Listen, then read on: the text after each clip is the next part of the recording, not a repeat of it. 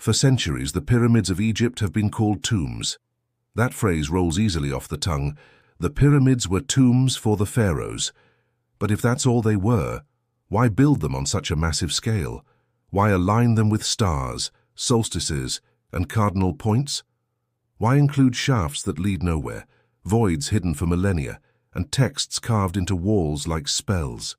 The question of whether the pyramids were simply tombs or something more has fascinated explorers, scholars, and dreamers for generations. The tomb explanation is straightforward. Pharaohs were divine kings, believed to become gods after death. Their bodies needed protection, their spirits needed guidance.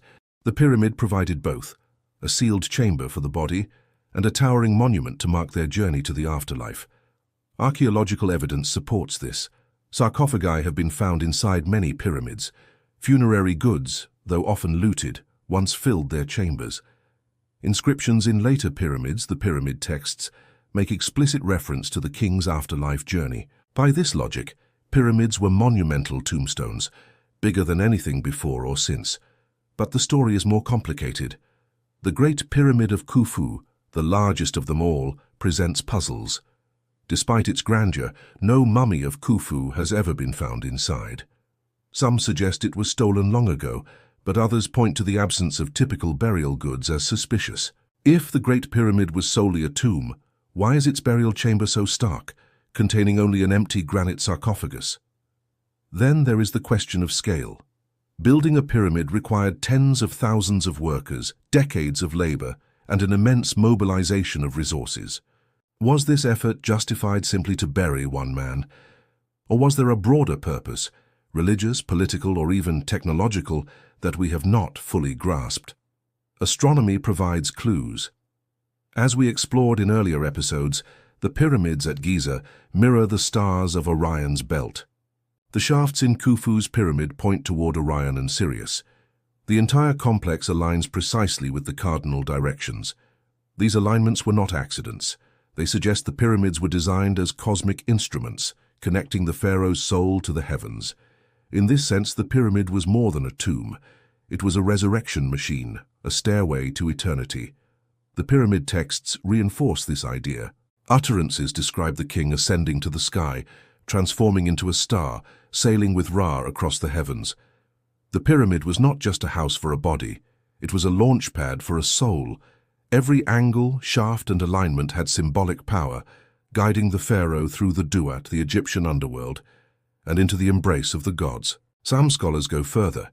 They argue the pyramids served as state projects that unified Egypt. By mobilizing thousands of workers, providing food, housing, and pay, the construction of pyramids bound society together. The pyramid was a political tool, reinforcing the divine authority of the king. Its towering presence proclaimed, "This ruler is eternal, and Egypt is eternal." Seen this way, the pyramid was as much propaganda as tomb. Alternative theories, of course, abound. Some writers suggest the pyramids were repositories of ancient knowledge, geometric codes, or energy devices. These ideas, though not supported by mainstream archaeology, reflect the aura of mystery the pyramids inspire. The precision of their construction, the hidden voids revealed by modern scanning, and the sheer difficulty of the engineering continue to provoke speculation. As National Geographic and BBC have both noted, the pyramids remain among the least understood monuments despite centuries of study. One intriguing perspective is that pyramids were multi-purpose. They were tombs, yes, but also cosmic temples, political symbols, and economic engines. Their role shifted depending on the viewer. For the pharaoh, they were stairways to the gods.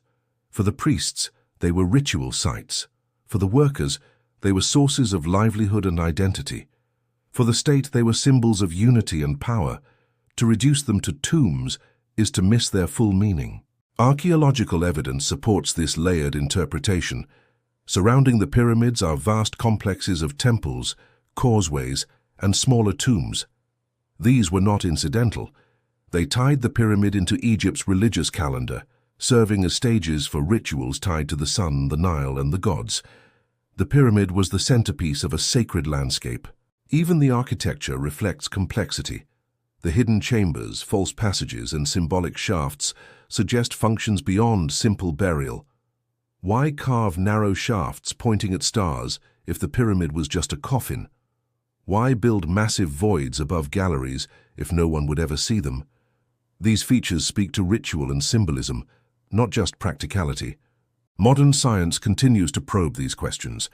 The Scan Pyramids mission has revealed hidden voids inside Khufu's pyramid. Seismic and radar studies suggest tunnels beneath the Sphinx and surrounding plateau. Each discovery complicates the picture.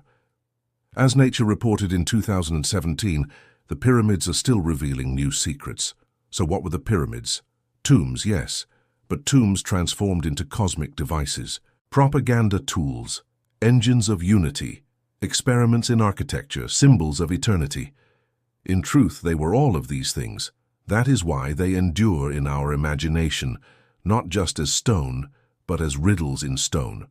The pharaohs may have intended them for their own resurrection, but they achieved something more. They made themselves immortal in human memory. Every tourist who stares up at Khufu's pyramid, every archaeologist who scans its stones, every storyteller who spins theories about its purpose, all are proof that the pyramids succeeded. They are still working, thousands of years later.